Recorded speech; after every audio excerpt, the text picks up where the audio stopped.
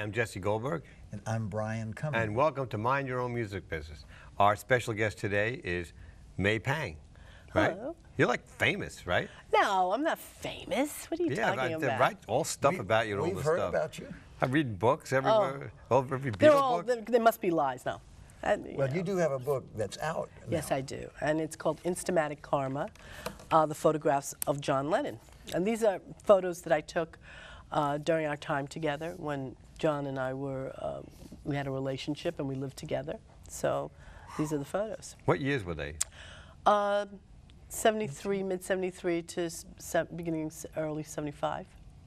So, and it's, but we actually have, which a lot of people don't realize, my relationship was just not as because, we were, I came out of nowhere. I actually worked for him and for Yoko 3 years before. And before that, I started with APCO and Apple in 1969. So I actually had a 10-year You worked for Alan Klein, right? Yes, I did. See, I read that too. Yeah, I did. So where did you start out? Were you from New York, right? I'm from New York. I Right. just happened to go up there and ask for a job, and lo and behold, I was at the right place at the right time and got a job. And what was the next step? You got a job. What were you doing? I was, I worked in royalties where, you log in people and all the artists and how much they were getting. And How much did James Taylor get, by the way? Oh, at that point, wasn't ready yet. Okay. Alan Klein had, I got a chance to work on Sam Cooke's catalog, the Rolling Stones catalog, the Cameo Parkway catalog. He owned all those. Alan Klein owned all that? Yes. Is he still alive? No, he died a year or two ago, yeah. But there was a big thing about, I think one of the things that broke up the Beatles, right, was the one somebody wanted him as a manager and the other one didn't want him? Well, excuse me, because I have an allergy. Well, as anybody, you've got four guys, and you have one guy that says, oh, let's have my father-in-law, which is Paul with Lee Eastman. Right. And then you go, John's going, I don't like that idea because we already have a disadvantage because it's the father-in-law. So both John and Ringo and George decided they would rather go with Alan. So they went with Alan instead. Did you like Alan? I personally liked Alan, absolutely. John was still friends with him until he died. He was friends with him. He loaned us his house out in the Hamptons, and we were out there. And we had, a lot of people, heard a lot of bad stuff, but they don't hear the good stuff about someone. And, Alan had some good stuff. He had a kind heart. Early on. Can't believe what you read. Yeah, exactly. And there was some things where there was a photographer, a famous photographer. He needed a bypass. I don't know if it was triple, double, or whatever, but he didn't have the money. And another person that knew Alan said, "Listen, so and so really needs, a bypass, and he doesn't have the money." And it's typical, in the 60s and, late 60s, 70s, the musicians never had money, and musicians or photographers or anybody, they just did it for the fun. And Alan said, okay, have him send the bill, have them send the bill to me. He took care of it, didn't ask for it back. Yeah, there's a lot of, like you said, there's a lot of stuff written, and I've just read some stuff before this morning, to say, well, who is this lady? What did she do, right? And I was reading a book, I forgot what it was called, one of those Beatle books, and it read a lot of stuff about you. But what really piqued my curiosity was I wanted to know when they were split up, right? After they split up, was there a real competition? Was John jealous of Paul's success? You know what I mean? They all had a healthy competition with one another. But he wasn't jealous of like when... Oh, no, the jealousy is, it's like brothers, and you go, I'm going to be better than you. And that was always... But they weren't happy for their success? You know what? They were. Deep down they were, because they knew.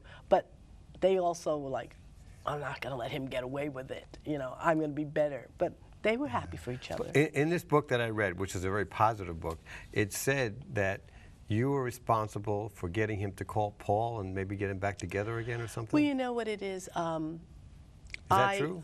Well, I helped. I wanted him to be with his brothers. He had not seen any of the guys in a long time. So when we were out in L.A., we saw Ringo.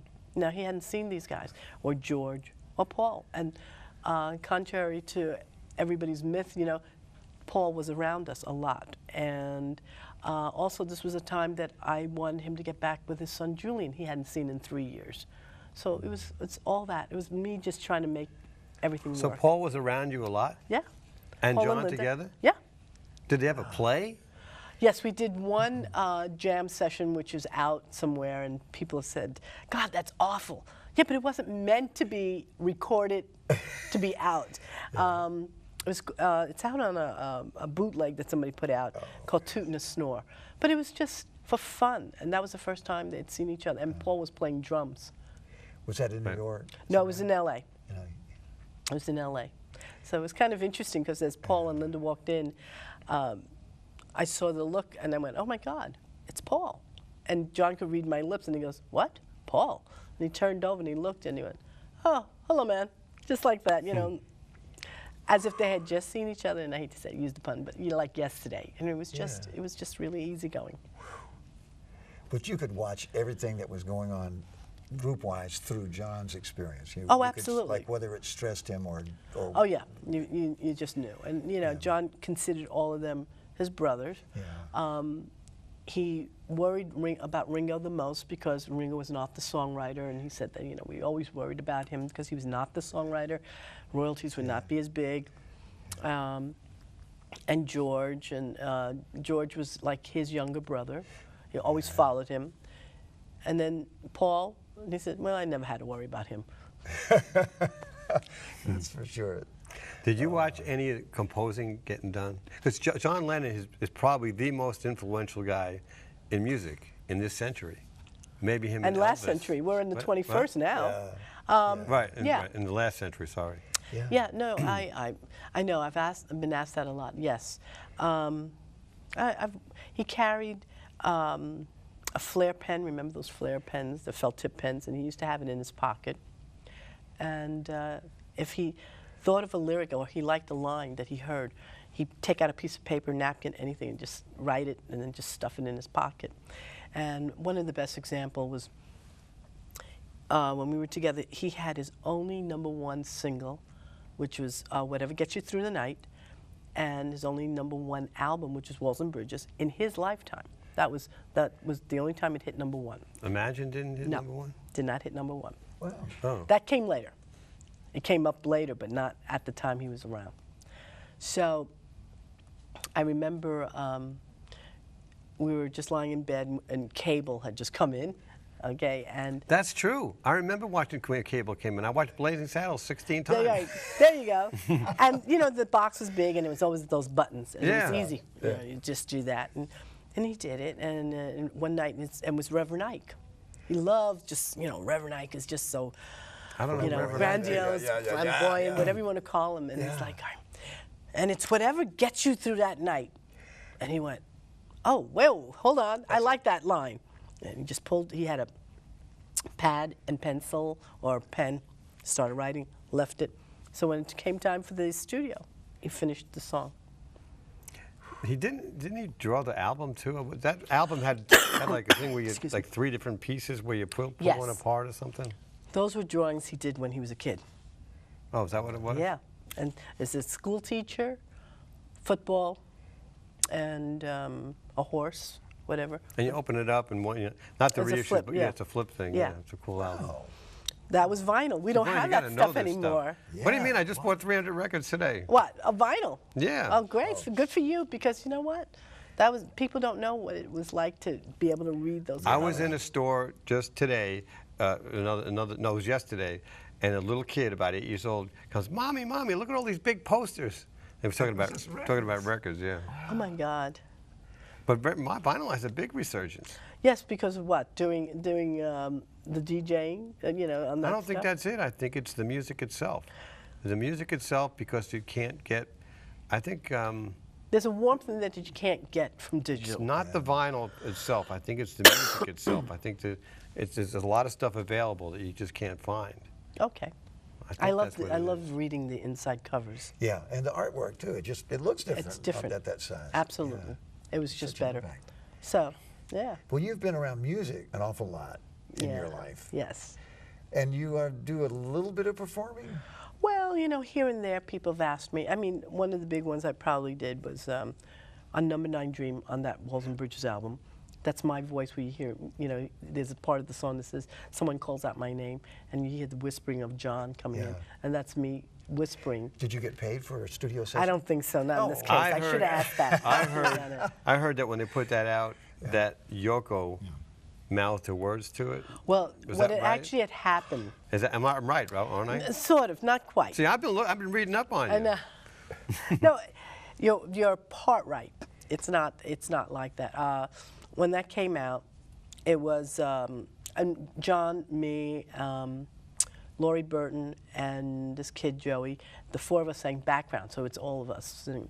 But what had happened years later, when Yoko put a video together for that song, it's actually her face, but it's my voice, and so I call it it's her Milli Vanilli moment. It's just not mouthing the the words, just her ghost Yoko. face. Yeah.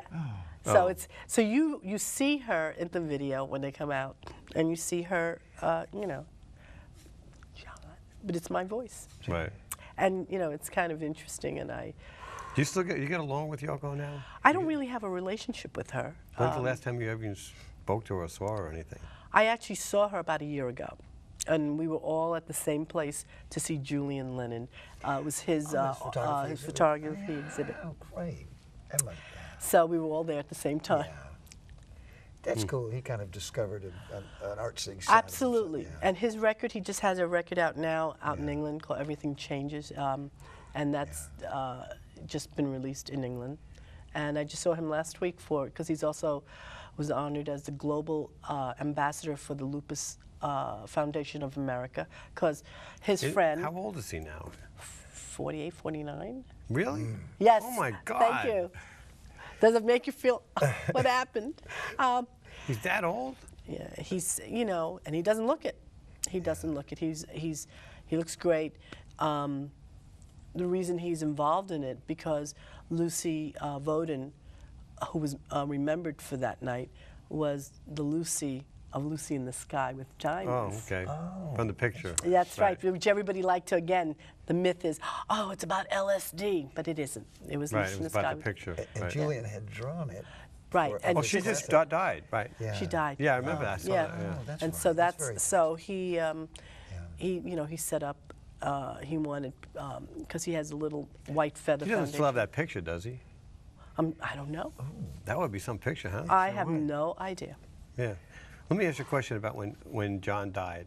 Where were you and what was, you know, I know it was sad, but what was your reaction? What were you doing? Well, you know, I was at a friend's house not far from Dakota, as it turned out, and I heard the radio and the DJ's going, some guy got shot and purportedly it's John Lennon, but he said it so casually. I'm going, who is this guy? What is he doing? Right. You know, why is he saying it like this? You know, and I'm thinking, I wish they wouldn't do things on that level, you know, because it's not funny. And I started calling my friend. I said, "Can I borrow your phone?" Remember, and phones. Yeah, yeah. And I called my friend Mario, and he said, "Yeah, I heard the same thing." He goes, he's like saying, "I can't be," you know. He'll be pissed off. It's just some stupid thing. And then as he's talking to me, I just heard the man that was John Lennon, and you know, he just died.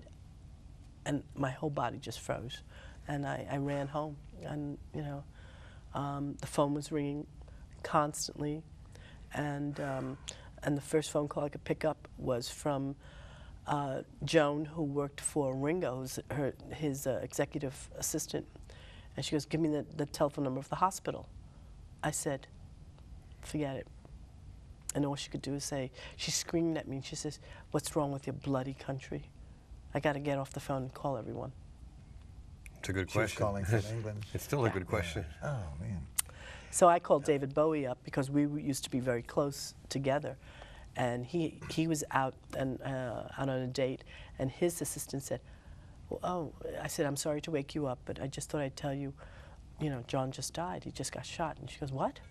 And I woke her out. She goes, I don't want you to be alone. Come on down here. I said, no, no. She said, no, no, don't. I want you to come down.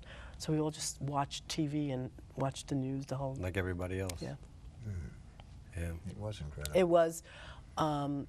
It was an eerie feeling in Manhattan the next morning because it was almost silent. You know, Yeah. New York City is not silent, and it was. Yeah. Every Yeah. place. Everybody knew. Yeah, Everybody felt his presence and his loss. absolutely. Yes, that guy really robbed the world of some music. That's for sure. Yeah, and I mean, He I know- robbed the guy who shot him robbed everybody. That's absolutely. It what wasn't just, he did. Right. He you know, robbed the world. even though we have the personal, he robbed Right. everyone else Right. too. Because I never met John Lennon. I never had anything to do with him, but it affected my life a lot. Affected his life a lot. Yeah. It Just the affected a lot. songs. Yeah. The cop that arrested him told me, he says he knew what he was doing. He didn't feel that he was insane, as it were. Well, I used to be a lawyer, so I'm not in favor of the insanity plea myself. You know? Right. So he was saying, he goes, he knew what he was doing. He says, Yeah. make sure they don't talk to me here. Or, you know, he was already dictating what he wanted done. Right. And it's sad. And he's never been to trial. It's always been not fit to go to trial or something, or something or like he's that. he's in Or he upstate somewhere. Maybe he pled something. I don't know. I don't know, but whatever it is. Anyway, back to Happier Yeah. Times. Yeah. Did John ever sit and play some of the Beatles songs while you were there? Well, we used to watch Beatle movies. No, but did he ever? Did you really? Hard Day's Night. We watched it, and it was so weird because I'm watching A Hard Day's Night, Yellow Submarine, you know, Help, and at various times, and we're watching it, and I'm going, and I look over, and I go, this is the same guy that's on here, but it was like two different people. Yeah. Because he would say, oh yeah, this one, oh, this scene, this one happened here, and this one went here.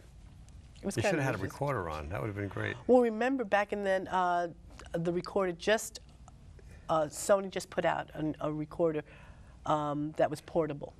And when John found out, he bought people that he played with in the band, he bought each one of them one. It was a TC-75 Sony cassette. Cassette, Yeah, right. yeah. I used to have an old reel-to-reel. But did he That ever too. sit around and play Beatles songs? Just play? No, not Beatles songs. He's, No, you never sang. You never played old Beatles songs, like sit down and play the guitar and do one of those. no, he liked to play rock and roll songs, so he would go into something else. You know, he would love to play things that, you know, songs that influenced him. So Well, what did he think about his own songs? some good, some bad. It depends. You know, he liked some, he liked others. He goes, it was okay. And you know, we actually had the same taste in earlier music from other people. I said something like, "Oh, I love Angel Baby," and he goes, "You know Angel Baby?" I said, "Yes." I'm going to just show a little picture of May when she was, I don't know how old. 23. 23, last year. There it is.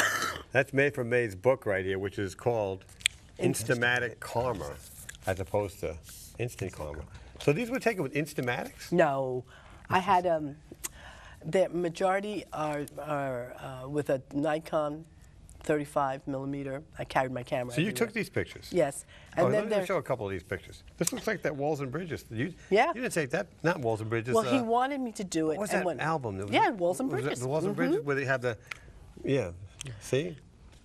You didn't take the album picture? No, But because that's what he looked like. yes, that was the day. It was taken on that day because. Oh, see, I'm you pretty were perceptive, right. aren't I? You were right. I What know had my happened- Beatles stuff. What happened was, John wanted me to take the photo, but I did not have a 2 1/4 camera to take the shots. That was our Did you vice take pre- this picture? Is Yeah. that Sonny Bono? No, you know what? does look At like- that Looks time, I know. He was the best promotion man Capitol had, Al Corey.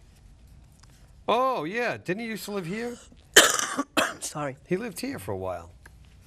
And that wasn't him? No, he flew back and picture of forth. John. Oh, and maybe. I don't know. Boy, look at these pictures. Oh, look at this. I'm gonna show. Who's this third guy in here? Harry Nielsen. Is that Harry Nielsen? Right down here in the corner. Can you Right. get that? This guy's Harry Nielsen. What was he? Did you know him very well? Very well.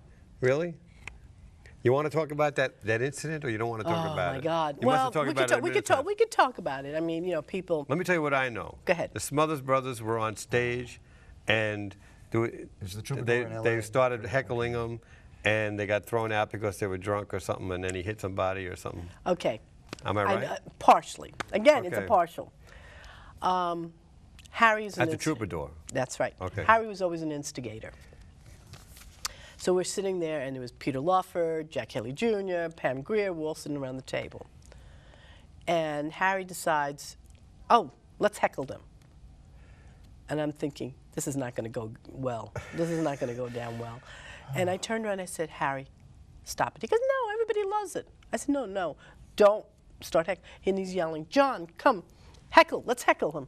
And so, of course, everybody's having a good mood. All right, let's heckle them. So, but they don't go to Harry. They go to John. Because if you're going to go to somebody, who's the one that started? It was Harry. And who gets into trouble? John. And that's really what happened, but they would rather go to John. He's more famous, He's the the better perfect copy. target, yeah. And when he's talking about hitting somebody, when he was outside, after we got ejected out of there, they always went to John. And I was there, so I know this one. As we were walking out, he went swinging because there were so many people coming at him. What people don't realize at that moment, he lost his glasses. He can't see 2 feet in front of him, and all we got was flash bulbs. Yeah. That's not a good look. So as he saw people coming, and it's a frightening feeling for him because it's a Beatle, you know, he's been in that situation. He doesn't know who they are. And so And plus, he's probably drunk. he was drunk, but Harry, you Was know. drunker. Oh, yeah. And Harry said, so Harry held him back a little, but what had happened was that he couldn't see to say, But he did hit somebody. not really, no. I thought he hit didn't, somebody no. and somebody sued him or They, something. they tried. Oh. They settled very quickly. They said, I said, how could, in fact, when that went for depositions, almost everybody from the club said it was kind of impossible for John to have hit if they were surrounding them. Right. So it was just because I remember because the woman said, and there was another guy, oh yes, he hit me. And I said, that's impossible. I'm standing behind him. I'm watching this whole scene. And this woman just realized who it was, and oh, he hit me. On another thing, how was it in public with, I mean, they were so famous. I mean, they were so ultra famous. How was that, how did they deal with that? You know, in New York, we had no problem. We really had none. People respected his privacy, his time. If we went to a restaurant, they would come up, and if he said, you know, I'm eating, he goes, okay, we'll come back. And he was, you know, it was fine. The only time it really got out of hand is probably if we were attending an event, because then you have a crowd, because they're expecting it. But other than that, it was okay. You were sort of prepared, having been in the music business for so many years before that. I mean, it was just You know, kinda, you're prepared and not prepared Yeah, because it's all a- of a sudden I'm the one in it before I could protect them. yeah, And now it's all of yeah. a sudden, oh my God, it's You're- me. I'm in the you're middle in of the- this. yeah. So it was just a little different. Beatlemania. It was just. I was one feel of the it, maniacs. Yeah. Yeah. But it's true too that New York has kind of got a coolness where nobody is so famous that they make New York stop. I don't think that's what it is. I think in New York, the people, I've lived They've in seen New it, York. yeah. No, it's not that they've seen it all. They just go look straight ahead. They say if you make eye contact with somebody, You're in trouble. they're afraid that you're going to ask them for money or something. Oh, yes. So you just keep walking straight, you know, you don't pay attention. Like, you know, you go in Penn Station or something, there's 50,000 people walking each direction. You don't say anything to Panhandlers. anybody, you know. You sit on the subway, you just sit there. You don't say anything to anyone. Nobody talks to anybody. It's like, Here's the lawyer. yeah. Don't talk to anyone. Yeah, don't talk to anybody. See? Oh. So what are your thoughts now of John as years have gone by? What do you think when you think of John? Do you think of good times? What do you think of? I think of a lot of good times. Absolutely. He changed my life. This was the first man I ever lived with. So it was kind of a little out of the ordinary here. You know, we have been.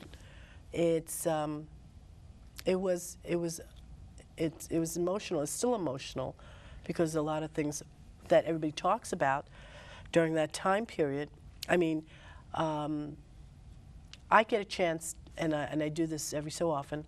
If I find an artist that John and I have, we liked, that we talked about it, the songs that that they sang. And I did one with Carla Thomas. I met her, and I said, you know what, Carla? John Lennon liked you. She looked at me. She goes, what do you mean? John Lennon, the Beatle? I said, absolutely. He liked your music. She says, no, can't be. I said, yeah. You know what a thrill it is to somebody who has no idea. Yeah. So I said, yes. And I said, he was such a B-side lover. And I told her the song, you know, I Can't Take It. And she goes, oh my God, that was the B-side of whatever it was. Yeah. So if I could bring a little bit of information to some of these people, it's great for me. I try to keep that up. And, you know, it's different things. And he was John to me, and that's what this book is about. This is my John. This is the one I know. And you all had Instamatic karma. Yeah. You had similar musical taste. Yes. You having grown up in New York and enjoyed a lot of the old classic R&B. Absolutely. That's so interesting. What did John think of Elvis? Oh, you know what? I'll tell you what. There's a song, there's an artist down here at the time, Billy Swan. Oh, yeah. Yeah, I Can Help. Right. That song came up and left. John started plugging that song, and it came up the charts. Oh, He was now what do plugging you mean it. plugging? Did he actually talk to radio people? Yes, absolutely, because they would say, what are you listening to? He goes, here's a record I've been listening to a lot. And he made them play it. And then all of a sudden you see the rise. That happened the same thing with Ann Peebles. Oh, I Can't Stand the Rain? Oh, what same a great thing. record, yeah. Same thing. John was like a one-man promo force. If he thought the song was That good, is he would so go out and do it. Have And you that's met Billy Swan down here? No, I haven't. He lives in Nashville. Oh, yeah. that's. Sweetheart, But I would. something But that's the whole thing. We have to wrap this up. Okay. It's Anyway. such a There we pleasure go. to have Yeah, you here, yes, May Pang. Thank you so much for Thank you. joining us. And my name is Jesse Goldberg. This is Brian Cumming. That's May Pang. And we'll be back next week with another edition of Mind Your Own Music Business. Yes.